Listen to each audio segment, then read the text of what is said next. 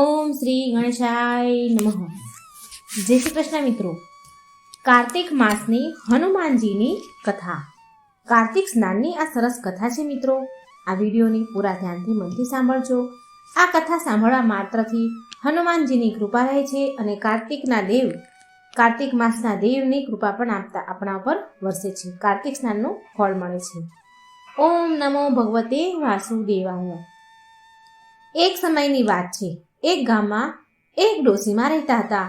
એના પરિવારમાં માત્ર એક દીકરો અને એક વહુ હતી. એકવાર જ્યારે કાર્તિક મહિનો આવ્યો તો ડોશીમાએ એના દીકરાને કહ્યું કે હું કાર્તિક સ્નાન કરવા માટે ગંગાજી જઈશ અને પૂરો કાર્તિક મહિનો પૂરો થશે ત્યાં સુધી ત્યાં જ રહીશ. દીકરાને તેની માની ચિંતા થતી હતી એટલે તેણે તેની પત્નીને કહ્યું કે મા માટે 30 લાડવા બનાવી દે, જેથી તે રોજ પૂજા પાઠ કર્યા બાદ લાડુ ખાઈ લેશે, એનું પેટ ભરાઈ જશે. વહુ થોડી ગરમ તીખા સ્વભાવની હતી. આખા ઘરનું કામ તેના માથા ઉપર જ હતું.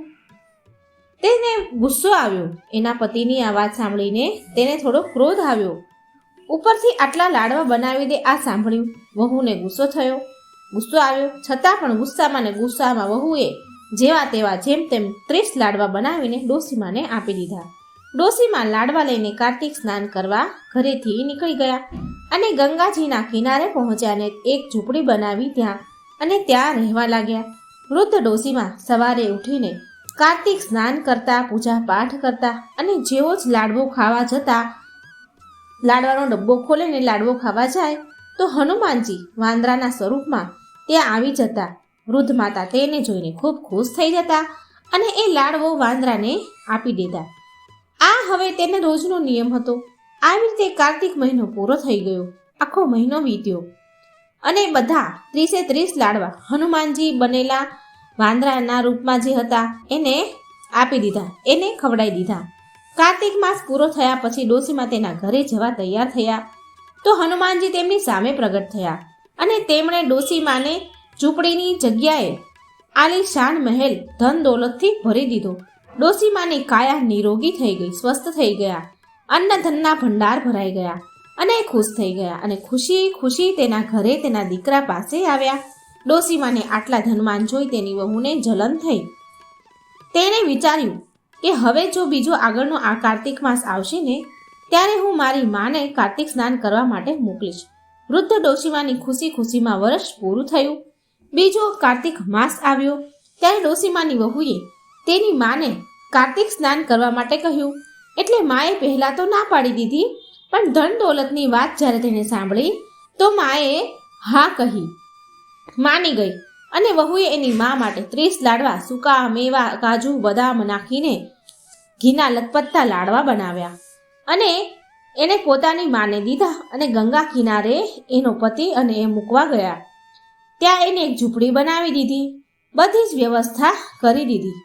હવે પહેલા દિવસે તેની મા જેમ તેમ કરીને કાર્તિક સ્નાન કરવા ગઈ અને જલ્દી ઝૂંપડીમાંથી બહાર નીકળી અને જેવો જ લાડવા ખાય છે, લાડવા ખાવા માટે ડબ્બો ખોલે છે, નીકાળે છે, ત્યારે ત્યાં હનુમાનજી વાંદરાના રૂપમાં પ્રગટ થયા અને તેને જોઈને તેને વહુની માને બહુ ગુસ્સો આવ્યો. વહુની માએ તેને પથ્થર માર્યો.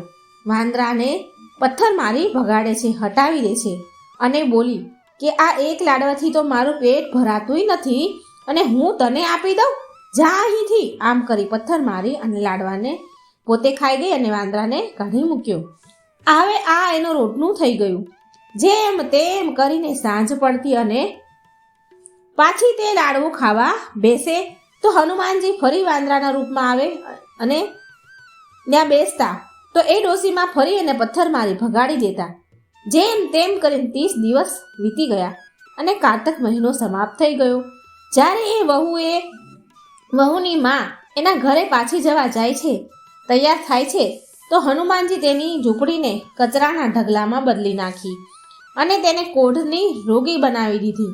આ બાજુ વહુ તેના પતિને કહ્યું કે કાર્તિક માસનો મહિનો હવે પૂરો થઈ ગયો છે, તમે મારી માને ગાજતા વાજતા લઈ આવો.